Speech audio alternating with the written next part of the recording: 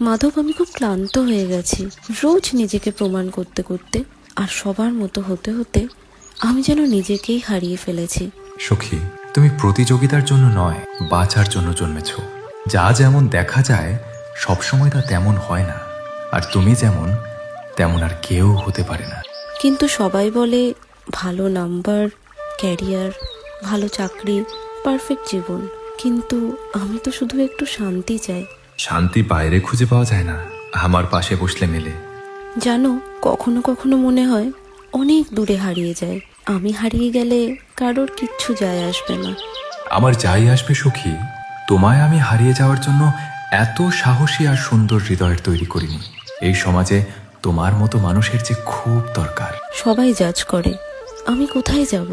যেখানে তুমি ভেঙে পড়বে সেখানেই আমার হাত খুঁজে নিও, সেখানেই আমি আছি। আর মনে রেখো, আমি তোমার বিচারক নই, আমি তোমার শান্তির জায়গা। তাহলে আমার এই এত সব ভাবনা কবে শেষ হবে মাধব?